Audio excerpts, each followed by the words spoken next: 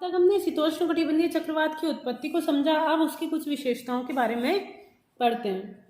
तो शीतोष्णकटिबंधीय चक्रवात की उत्पत्ति के संदर्भ में बर्कनीज ने पोलर फ्रंट थ्योरी, जिसे कि वेव थ्योरी के नाम से भी जाना जाता है, यह सिद्धांत दिया, जिसमें उन्होंने 6 अवस्थाओं के दौरान, सबसे पहले 6 अवस्थाओं के दौरान बताया कि प्रथम अवस्था में गर्म व ठंडी वायु राशियां एक दूसरे के समानांतर चलती है और स्थायी वाताग्र का निर्माण होता है, और द्वितीय अवस्था में दोनों वायु राशियां एक दूसरे के क्षेत्र में, यानी ठंडी वायु राशि गर्म वायु राशि के क्षेत्र में और गर्म वायु राशि ठंडी वायु राशि के क्षेत्र में प्रवेश करती है, जिससे लहरनुमा वाताग्र का निर्माण होता है। और तीसरी अवस्था में उष्ण व शीत वाताग्र का पूर्णतः विकास हो जाता है और उष्ण व शीत वृत्तांश का भी निर्माण हो जाता है। और चौथी अवस्था में जो शीत वाताग्र होता है, शीत वायु राशि ज्यादा आक्रामक होकर क्या करती है, शीत वाताग्र आगे की ओर बढ़ता जाता है, जिसके कारण उष्ण वृत्तांश का क्षेत्र संकुचित होने लगता है और उष्ण वाताग्र का अवसान होना प्रारंभ हो जाता है। और पांचवी अवस्था में चक्रवात का अवसान होना पूर्णतः प्रारंभ हो जाता है। और छठी और अंतिम अवस्था में क्या हो जाता है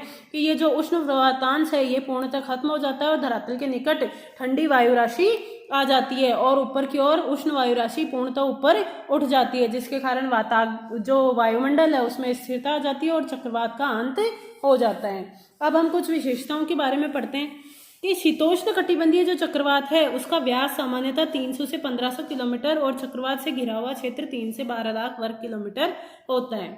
इन चक्रवातों का ऊर्ध्वाधर विस्तार 10 से 12 किलोमीटर के मध्य पाया जाता है। इनकी उत्पत्ति व विकास ग्रीष्म ऋतु की तुलना में शीत ऋतु में अपेक्षाकृत क्या होती है, अधिक होती है, जिसका कारण है कि शीत ऋतु में जो तापांतर होता है वो अपेक्षाकृत क्या होता है, अधिक होता है। भूमध्य सागर में इन चक्रवातों की उत्पत्ति केवल शीत ऋतु में ही होती है, क्योंकि शीत ऋतु के दौरान क्या होगा, ये पछुआ पवनों के क्षेत्र में आ जाता है। शीतोष्ण कटिबंधीय चक्रवातों का विकास स्थलीय क्षेत्र और सागरीय क्षेत्र दोनों में ही होता है, जबकि उष्ण कटिबंधीय जो चक्रवात है उनकी उत्पत्ति सिर्फ और सिर्फ महासागरीय क्षेत्रों में होती है और वो तटीय क्षेत्रों तक ही सीमित रहते हैं। इस चक्रवात में समदाब रेखाएं वी आकार की होती है। क्यों होती है? क्योंकि इस क्षेत्र में उष्ण वाताग्र व शीत वाताग्र का निर्माण होता है, जिसके कारण जो वायुदाब रेखाएं होती है वो कैसी होगी, समदाब रेखाएं वो वी आकार की होंगी। शीतोष्ण कटिबंधीय चक्रवात में वायुदाब प्रवणता हल्की होती है, इसलिए वायुदाब प्रवणता का मतलब होता है वायुदाब की जो रेखाएं हैं उनके वायुदाब में अंतर से है, यानी वायुदाब में अंतर अपेक्षाकृत क्या होता है, कम होता है। वायुदाब में अंतर अपेक्षाकृत कम होगा तो वायु का वेग भी क्या होगा, कम होगा, इसलिए वायु का वेग भी अधिक तीव्र नहीं होता। ये चक्रवात पछुआ हवा के साथ पश्चिम से पूर्व की ओर चलते हैं। हम देखते हैं कि इनके चक्रवातों की उत्पत्ति के दौरान हमने देखा था कि शीतोष्ण कटिबंधीय चक्रवात का क्षेत्र मुख्यतः ये 30 से 60 डिग्री 35 से 65 डिग्री वाला क्षेत्र होता है और इस क्षेत्र में क्या चलती है, पछुआ पवनें चलती है, जो किधर से किधर चलती है, पश्चिम से पूर्व की ओर। तो देखा जाए सामान्यतः तो उत्तरी गोलार्ध में दक्षिण पश्चिम से उत्तर पूर्व की ओर चलती है। तो इन हवाओं के प्रभाव में ये जो चक्रवात चलते हैं ये मुख्यतः किधर से, इनकी दिशा होती है पश्चिम से पूर्व की ओर, क्योंकि ये पछुआ पवनों के क्षेत्र में इनकी उत्पत्ति होती है। तो पश्चिम से पूर्व की ओर चलने के कारण ये महाद्वीपों के मुख्यतः पूर्वी क्षेत्र में वर्षा करते हैं। इन चक्रवातों से प्रभावित क्षेत्रों में वर्षा सामान्यतः धीरे धीरे होती है और कभी कभी तीव्र बौछारें चलती है। अगर बात की जाए वर्षा की तो हम देखते हैं कि जो ये उष्ण वाताग्र है, उष्ण वाताग्र के सहारे क्या हो रही है, हवा धीरे धीरे ऊपर चढ़ रही है। जैसे धीरे धीरे ऊपर जाएगी तो जो वर्षा स्तरीय मेघों का निर्माण होगा, तो जैसे ही किसी क्षेत्र में उष्ण वृत्तांश या उष्ण वाताग्र आएगा तो उष्ण वाताग्र के आते ही वहां पर कौन से वर्षा स्तरीय मेघों के द्वारा वर्षा होगी, तो वो वर्षा क्या होगी, धीमी यानी धीरे धीरे चलने वाली वर्षा और लंबे समय तक होगी। और जैसे ही किसी क्षेत्र में ये शीत वाताग्र प्रवेश करता है तो शीत वाताग्र की सहारे क्या होती है, ठंडी हवा तीव्र गति से नीचे बैठती है और गर्म हवा को तीव्र गति से ऊपर उठाती है, जिसके कारण यहाँ पर वर्षा कपासी वर्षी मेघों का निर्माण होगा, जिससे जैसे ही किसी क्षेत्र में शीत वाताग्र वाला क्षेत्र आएगा वहां पर तीव्र और मूसलाधार वर्षा होगी। यानी वर्षा की प्रवृत्तियां शीतोष्ण कटिबंधीय चक्रवात में भिन्न भिन्न होती है। जब उष्ण वाताग्र किसी क्षेत्र में प्रवेश करता है तो वर्षा स्तरीय वर्षी मेघों के द्वारा लंबे समय तक वे धीमे धीमे होती है, लेकिन जैसे ही शीत वाताग्र प्रवेश करता है तो वर्षा जो होती है वो कपासी वर्षी मेघों के द्वारा तीव्र व मूसलाधार होती है। इन चक्रवातों में दोनों प्रकार के वाताग्र पाए जाते हैं। चक्रवात के अग्र भाग में उष्ण वाताग्र व पीछे के भाग में शीत वाताग्र होता है। इन चक्रवात में आई का अभाव होता है। आई जो होती है वो उष्णकटिबंधीय चक्रवातों की विशेषता होती है। तो ये उसका केंद्रीय भाग होता है जहाँ पर वर्षा नहीं होती। तो शीतोष्णकटिबंधीय चक्रवात में ऐसी कोई भी आई नहीं पाई जाती। अर्थात इस चक्रवात के केंद्र में कोई भी ऐसा स्थान नहीं है जहाँ पर पवन व वर्षा बिल्कुल रुक जाए। शीतोष्णकटिबंधीय चक्रवात की ऊर्जा दोनों वायु राशियों के घनत्व के अंतर पर निर्भर करती है। अर्थात दोनों वायु राशियों के तापमान में कितना अधिक अंतर है उस पर ही चक्रवात की ऊर्जा निर्भर करती है। जितना अधिक तापांतर होगा, जितना अधिक घनत्व में अंतर होगा, उतना ही वो शीतोष्णकटिबंधीय चक्रवात जो होगा वो तीव्र होगा और लंबे समय तक ठहरने वाला होगा।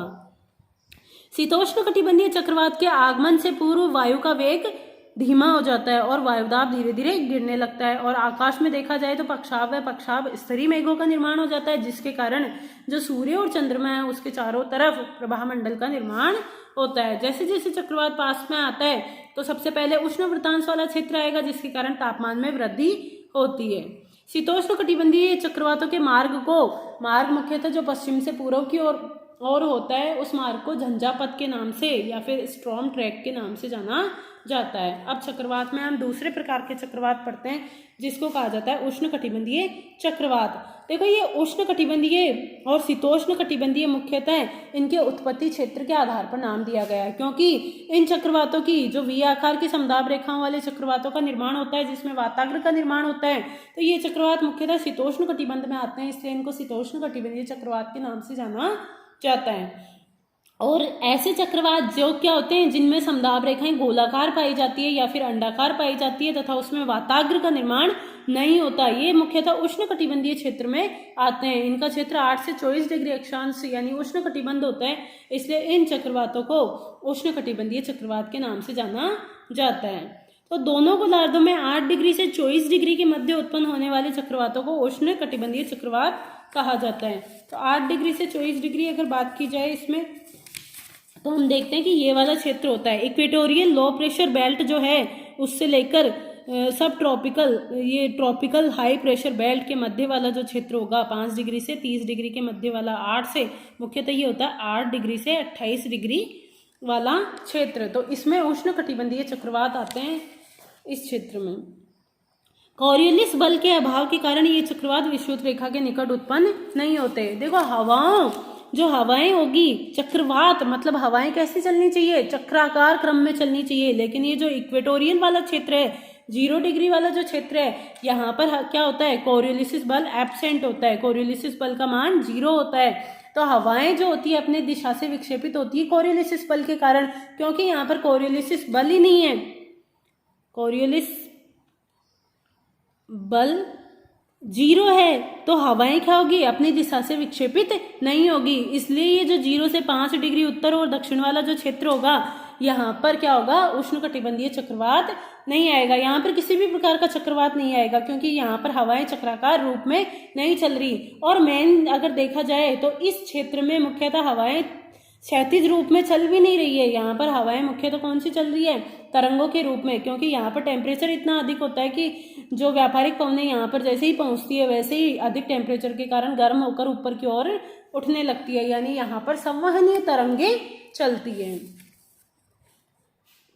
उष्णकटिबंधीय चक्रवातों का व्यास 500 से 800 किलोमीटर के मध्य पाया जाता है। अगर व्यास की बात की जाए शीतोष्णकटिबंधीय चक्रवातों का व्यास 300 से 1500 किलोमीटर होता है, लेकिन उष्णकटिबंधीय चक्रवातों का व्यास 500 से 800 किलोमीटर ही होता है। अर्थात शीतोष्णकटिबंधीय चक्रवातों का जो क्षेत्र होता है वो अपेक्षाकृत अधिक विस्तृत होता है, जबकि उष्णकटिबंधीय चक्रवातों का क्षेत्र अपेक्षाकृत क्या होता है कम होता है। लेकिन एक विशेषता शीतोष्णकटिबंधीय चक्रवातों में समदाब प्रवणता वायुदाब जो प्रवणता होती है वो बहुत ही कम होती है, इतनी अधिक नहीं होती, इसलिए हवाएं तीव्र गति से न चलकर धीमे धीमे चलती है। लेकिन उष्णकटिबंधीय चक्रवात में केंद्र के निकट वायुदाब प्रवणता यानी वायुदाब में जो अंतर होता है वो काफी अधिक होने के कारण इन चक्रवातों में पवनों का वेग 120 से लेकर 200 किलोमीटर प्रति घंटा तक भी होता है, यानी हवाएं यहाँ पर बहुत ही तीव्र गति से चलती है। अत्यंत भीषण चक्रवातों के केंद्रीय भाग के निकट पवन का वेग इससे भी अधिक होता है। इस प्रकार अगर बात की जाए विनाशीय स्वरूप की तो उष्णकटिबंधीय जो चक्रवात होते हैं वो शीतोष्णकटिबंधीय चक्रवातों की तुलना में अधिक विनाशकारी होते हैं। इन चक्रवातों का विस्तार धरातल से 10 से 15 किलोमीटर की ऊंचाई के मध्य होता है, अर्थात क्षोभ मंडल में इनका विस्तार पाया जाता है। 1000 से 2000 मीटर की ऊंचाई यानी 1 से 2 किलोमीटर की ऊंचाई तक वायु चारों ओर से केंद्र की ओर प्रवाहित होती है। इसमें देखो अगर बात की जाए जो होगी, ये जो हमने चक्रवात का स्वरूप पढ़ा था, ये मुख्यतः उष्णकटिबंधीय चक्रवात का स्वरूप ही होता है। इसमें क्या होता है, केंद्र में न्यून दाब का विकास होता है और चारों तरफ या तो वृत्ताकार या फिर अंडाकार समदाब रेखाएं पाई जाती है, जिनका मान केंद्र से बाहर की ओर जाने पर बढ़ता जाता है। उष्णकटिबंधीय चक्रवातों की एक महत्वपूर्ण विशेषता यह है कि इसके केंद्र में शांत क्षेत्र पाया जाता है। ये जो केंद्र वाला जो क्षेत्र होता है, ये क्या होता है, शांत होता है, यहाँ पर हवाएं नहीं चलती। इसको आई ऑफ साइक्लोन के नाम से जाना जाता है, यानी चक्रवात के मध्य में स्थित वह क्षेत्र जहाँ पर न तो वर्षा होगी ना ही तीव्र गति से पवनें चलेगी, क्योंकि यहाँ पर क्या होता है, पवनें अपेक्षाकृत नीचे की ओर बैठती है, नहीं ऊपर की ओर उठती है। तो यहाँ पर क्या होगा, मुख्यतः ये क्षेत्र वर्षा रहित जो क्षेत्र होगा, इसको आई ऑफ साइक्लोन के नाम से जाना जाता है। ये उष्णकटिबंधीय चक्रवातों की ही विशेषता है। शीतोष्ण कटिबंधीय चक्रवातों में कोई भी आई नहीं पाई जाती। उष्णकटिबंधीय चक्रवात की उत्पत्ति के लिए आवश्यक दशाएं निम्नलिखित है। जैसे कि शीतोष्ण कटिबंधीय चक्रवातों की उत्पत्ति के लिए मुख्य दशाएं क्या है, दो विपरीत स्वभाव वाली वायु राशियों का आपस में मिलना और वाताग्र का निर्माण होना उनकी मुख्य आवश्यक दशाएं हैं। अब उष्णकटिबंधीय चक्रवात के लिए फर्स्ट है, चक्रवात के केंद्रीय भाग में वायु का तापमान आसपास की वायु की तुलना में क्या होना चाहिए, अधिक होना चाहिए, क्योंकि वायु का टेम्परेचर बढ़ेगा तो क्या होगा, एयर प्रेशर घट जाएगा। साथ ही वायु में आर्द्रता की मात्रा अधिक होनी चाहिए। आर्द्रता की मात्रा अधिक क्यों होनी चाहिए, जिसका कारण ये है कि ये जो उष्णकटिबंधीय चक्रवात है, इनकी ऊर्जा का मूल स्रोत होता है संघनन की गुप्त उष्मा, अर्थात वायु में अगर आर्द्रता नहीं होगी तो उन्हें संघनन की गुप्त उष्मा से एनर्जी प्राप्त नहीं होगी और साइक्लोन क्या हो जाएगा, खत्म हो जाएगा। वायु में आर्द्रता की मात्रा अधिक होनी चाहिए ताकि संघनन की गुप्त उष्मा जो चक्रवात की ऊर्जा का मुख्य स्रोत है, प्रचुर मात्रा में उपलब्ध हो सके। यही कारण है कि इन चक्रवातों की उत्पत्ति महासागर के उन क्षेत्रों में होती है जहां पर टेम्परेचर अपेक्षाकृत क्या हो, अधिक हो, यानी 27 डिग्री सेंटीग्रेड से अधिक हो। इनकी उत्पत्ति महासागरों के पश्चिमी भागों में होती है, क्योंकि पूर्वी भागों में क्या होती है, जो उष्णकटिबंधीय ये जो क्षेत्र है उसमें महाद्वीपों के पूर्वी क्षेत्र पर ठंडी जल धाराएं चलती है, इसलिए वहां पर टेम्परेचर अपेक्षाकृत कम होता है। कम होने के कारण वायुदाब अधिक कम नहीं हो पाता, इसलिए महासागरों के पूर्वी भागों में, महासागरों के पश्चिमी भागों में और महाद्वीपों के पूर्वी भाग में, अगर महाद्वीपों की बात की जाए तो महाद्वीपों के पूर्वी भाग में, महासागरों की बात की जाए तो महासागरों के पश्चिमी भाग में इन उष्णकटिबंधीय चक्रवातों की उत्पत्ति होती है। और क्योंकि चक्रवात की ऊर्जा का मुख्य स्रोत क्या है, संघनन की गुप्त उष्मा, तो जैसे ही ये चक्रवात तटीय क्षेत्रों में पहुंचते हैं वैसे ही क्या होता है, उनका ऊर्जा का मूल स्रोत जो संघनन की गुप्त उष्मा है वो मिलना उनको बंद हो जाता है, इसलिए ये स्थलीय क्षेत्रों में पहुंचते ही क्या हो जाते हैं, खत्म हो जाते हैं। सिर्फ तटीय क्षेत्रों तक ही ये विनाश कर सकते हैं। दूसरा इनकी उत्पत्ति का दूसरा जो महत्वपूर्ण दशा है वो है कोरियोलिसिस बल का होना। हमने देखा था कि 0 डिग्री यानी भूमध्य रेखा के आसपास के क्षेत्र में, क्योंकि कोरियोलिसिस बल का पूर्णतः अभाव होता है, 0 होता है, इसलिए हवाएं अपनी दिशा में विक्षेपण नहीं कर सकती, जिसके कारण हवाओं का जो क्रम होता है वो चक्राकार नहीं हो पाता। इसलिए कोरियोलिसिस बल के अभाव में भूमध्य रेखा के आसपास उष्णकटिबंधीय चक्रवातों की उत्पत्ति नहीं हो पाती। कोरियोलिसिस बल का होना इन चक्रवातों की उत्पत्ति के लिए आवश्यक है, क्योंकि इस बल के अभाव में पवन व्यवस्था क्या हो, चक्रीय नहीं हो पाती है। अब उत्पत्ति के पश्चात चक्रवात पश्चिम से पूर्व की ओर चलते हैं। जैसे कि हमने अगर शीतोष्ण कटिबंधीय चक्रवातों की बात की जाए तो उनका क्षेत्र पछुआ पवनों के क्षेत्र में आता है, इसलिए उनकी दिशा पश्चिम से पूर्व की ओर होता है। लेकिन अगर उष्णकटिबंधीय चक्रवातों की बात की जाए तो उष्णकटिबंधीय चक्रवातों का जो क्षेत्र होता है वो व्यापारिक पवनों के क्षेत्र में आता है, इसलिए इनकी दिशा हमेशा क्या होगी, पूर्व से पश्चिम की ओर होगी। व्यापारिक पवनों के क्षेत्र में होने के कारण उष्णकटिबंधीय चक्रवात हमेशा पूर्व से पश्चिम की ओर चलते हैं।